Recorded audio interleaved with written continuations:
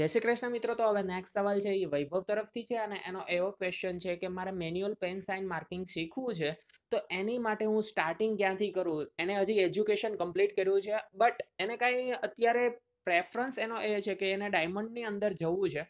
તો સૌથી પહેલાં શું પેન સાઇન માર્કિંગ શીખવું પણ ઇઝી છે અને કેટલો ટાઈમ લે છે? તો સૌથી પહેલાં આપણે વાત કરીએ કે પેન સાઇન માર્કિંગની અંદર આવતું શું હોય છે.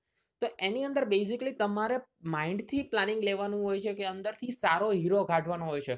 કોઈ બી રફ હોય છે એમાં ફિક્સ ટકાવારી હોય છે કે કોઈ રફ તમે 100 કેરેટ લીધી તો એની અંદર માનો કે 50% મેકેબલ નીકળશે. મેકેબલ એટલે કે ક્રાફ્ટ તૈયાર કરીને પછી જે મેકેબલ પહેલેથી નીકળેલું હોય, જે રફ લીધી હોય એની અંદરથી 5% નીકળે, 10% એ આપણે મિક્સ કરીને ટોટલ આપણે કેટલી ચડતર ચડે છે અને ટોટલ આપણે માનો કે 50% નીકળે છે, તો એ બેઝિકલી આપણે અંદરથી 50% કાઢી શકીએ છીએ, આપણે સક્ષમ છીએ. તો એની અવેબિલિટી માટે પેન સાઇન માર્કિંગ કરતા હોય છે. જનરલી લોકો ડાયમંડ ઉપર સાઇન મારતા હોય છે તો એની અંદરથી બેઝિકલી એવું વિચારતા હોય છે કે અંદર ડાયમંડની અંદર ખરાબ ભાગ નીકળી જાય કાં તો સારો ભાગ આપણને મળે, જેથી કરીને શું થાય, એ સારા ભાગને આપણે ડાયરેક્ટલી મેન્યુફેક્ચરિંગ માટે જવા દઈએ અને બાકીનો જે ખરાબ ભાગ છે એની અંદરથી જો સિંગલનો ડાયમંડ નીકળતો હોય તો સિંગલનો ડાયમંડ કાઢશું, અથવા તો એ જો સાવ રિજેક્શનમાં થતો હશે તો એને આપણે રિજેક્શન કહેશું.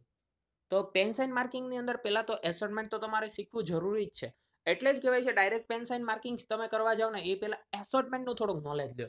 કારણ કે એસોર્ટમેન્ટ વસ્તુ એવી છે કે જેની અંદર તમને આઈડિયા આવશે કે કયો ડાયમંડ છે એને કઈ રીતે આપણે એસોર્ટમેન્ટમાં મૂકી શકીએ છીએ. ફોર એક્ઝામ્પલ કે આપણી પાસે એક ડાયમંડ છે જેની અંદર કસર પણ છે અને અંદરથી હીરો નીકળે એવી શક્યતા પણ છે. તો એ હીરાની અંદર પહેલાં આપણે એ જોવાનું છે, એને તોડવો છે એ ભારપાનેથી તોડવો છે, એની ઉપર આપણે સાઇન મારીને એને તોડવો છે કે એને પછી કેસેટમાં ફિટ કરીને આપણે ફટકા મારીને તોડવો છે કે એને આપણે ચપકા મરાવશું. તો આ ડિસાઇડ ક્યારે થશે? જ્યારે તમને એસોર્ટમેન્ટ આઈડિયા હશે ત્યારે.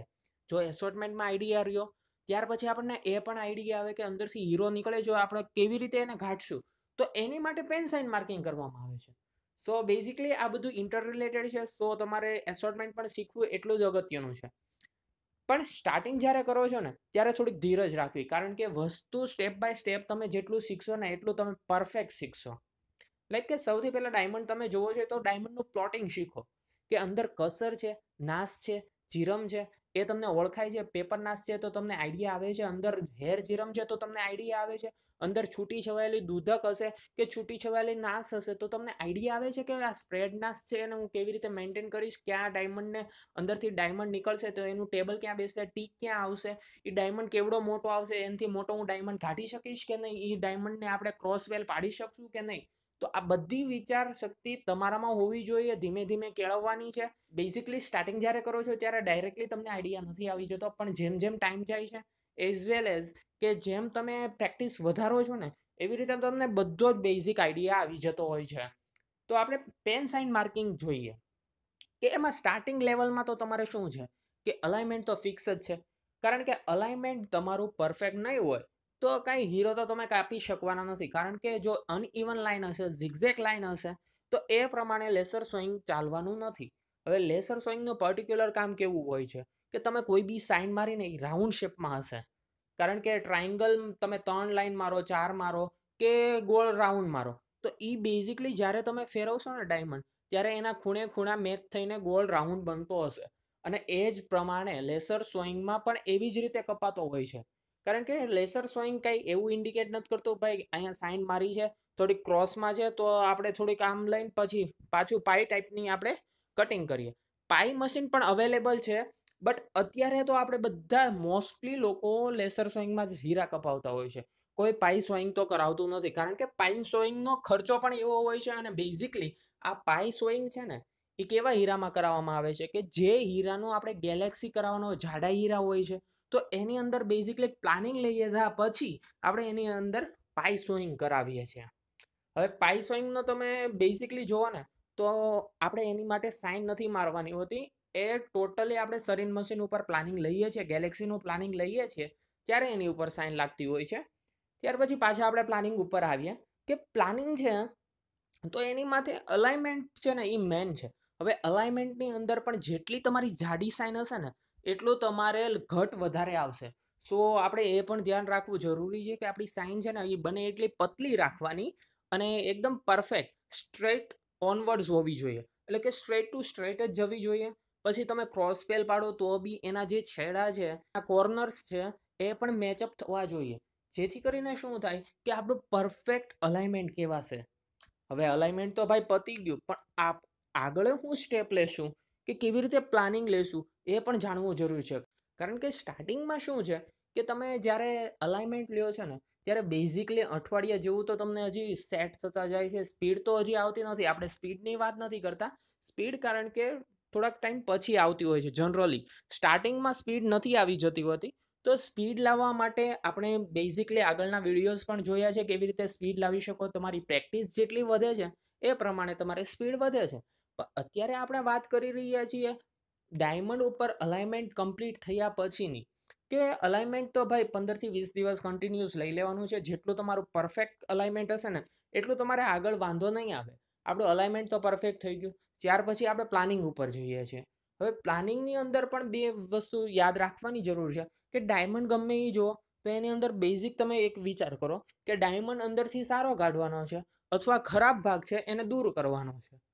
તો આ બેઝિક વસ્તુમાંથી એ આપણને આઈડિયા નથી આવતો કે સૌથી પહેલા શું કાપવો, કે મોટો હીરો લેવો કે કસરને દૂર કરવી. જો બે કસર હશે તો એમાંથી કઈ કસર પહેલા લેવી, તો એ બેઝિકલી તમારી ઉપર ડિપેન્ડ કરે છે. કારણ કે સૌથી મોટી જે કસર હશે એને સૌથી પહેલા તમે લઈ લો ને કે એ ડાયમંડ વેસ્ટેજ જાય ને, તો તમારે બેઝિકલી બીજો જે ડાયમંડ પાર્ટ હશે તો એની અંદર તમારે સોઈંગનો ખર્ચો ઓછો ચડશે.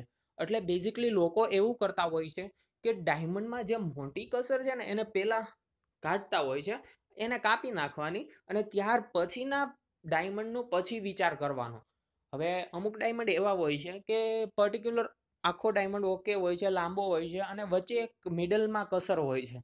તો હવે મિડલમાં કસર છે એને હંમેશા ક્રોસ પેલ પાડીને જ કાપવી પડે. કારણ કે જેથી કરીને આપણે જે બીજા બંને હીરા છે ને એ દળના હીરા થાય. સો એટલા માટે હોય છે. અને બેઝિકલી આવું બધું આપણે પ્લાનિંગમાં સ્ટેપ બાય સ્ટેપ તમને ડ્રોઈંગમાં પણ શીખવાડવામાં આવશે. જેથી કરીને શું થાય કે તમને પણ આઈડિયા આવે. એકલું બોલવાથી કાંઈ આવડી નથી જતું. તમારે પ્રેક્ટિસ પણ કરવી પડે છે અને જોતા પણ રહેવું જોઈએ. કારણ કે પ્રેક્ટિકલી જોશો ને એઝ વેલ એઝ તમે થિયોરેટિકલી પણ જોશો ને તો બી તમને આઈડિયા ધીમે ધીમે આવશે કે કેવી રીતે પ્લાનિંગ લેવું. બટ આપણે પ્લાનિંગની અંદર આટલી વસ્તુ તો તમારે ધ્યાન રાખવી જરૂરી છે કે અંદરથી સારો હીરો જેમ બને એમ કાઢવાનો છે. હવે બેઝિકલી અમુક લોકો એવું પણ કહેતા હોય છે કે ડાયમંડમાં જ્યારે પ્લાનિંગ કરે છે ને એનું પ્લાનિંગ સાચું નથી આવતું. હવે આ સાચું ના આવવાનું રીઝન એ છે કે અંદર જે સારો હીરો છે ને એ તમે કાપી નાખતા હોવ છો. હવે સારો હીરો એટલે કેવો કે તમને આઈડિયા છે કે ભાઈ અહીંયા ટેબલ આવે છે, અહીંયા ટીક આવે છે અને આ ડાયમંડ હજી મોટો આવી શકે છે. કારણ કે તમે બીજી જ્યારે પહેલી વાર સાઇન મારો છો ને ત્યારે તમને ઓકે લાગે છે. જ્યારે બીજાને બતાવો છો એ તમને કહે છે, પાછા તમે જોવો છો ત્યારે તમને આઈડિયા આવે કે અંદર ભાઈ આપણી તો ભૂલ છે. હવે આ ભૂલ તમને સમજાય છે તો બેઝિકલી 2 થી 3 વાર હીરો જુઓ, કન્ટિન્યુઅસ જુઓ, એની ઉપર ફોકસ કરો કે ડાયમંડમાં હું કેવી રીતે હજી સારો એવો હીરો કાઢાવી શકીશ કે અંદરથી કાઢી શકીશ. જો તમે બેઝિકલી આટલી વસ્તુ ધ્યાનમાં રાખશો ને તો તમારું 50% પ્લાનિંગ તો પરફેક્ટ થઈ ગયું કહેવાય. કારણ કે તમને એ તો આઈડિયા આવી ગયો કે અંદરથી સારો હીરો કાઢવાનો છે કે મોટી કસર કાપવાની છે. તો બેઝિકલી આપણે એક વસ્તુ તો ક્લિયર થઈ ગઈ કે અંદરથી જે મોટી કસર હશે એને હું કાપીશ અથવા તો જે સારો હીરો નીકળશે ને એને હું સાઇન મારીશ. હવે સારો હીરો નીકળશે એને હું જોઈશ કે એને પેલ પાડવાથી સારું કાંઈ બેનિફિટ મળે છે, હીરો થોડાક મોટો વજનનો આવે છે કે બંને હીરા વજનવાળા થશે તો પેલ પાડવાનો. નહીતર આમ નામ કાપો તો બી ચાલે. બટ બેઝિકલી તમારે એક એક સેન્ટનો જો હિસાબ કરવો હશે, એક એક દોરાનો પણ હિસાબ કરવો હશે ને તો પેલ પાડવું એટલું જ અગત્યનું છે. એઝ વેલ એઝ તમારી સાઇન પણ એટલી જ પતલી હોવી જોઈએ જેથી કરીને લેસર સોઈંગમાં ઘટ ના આવે.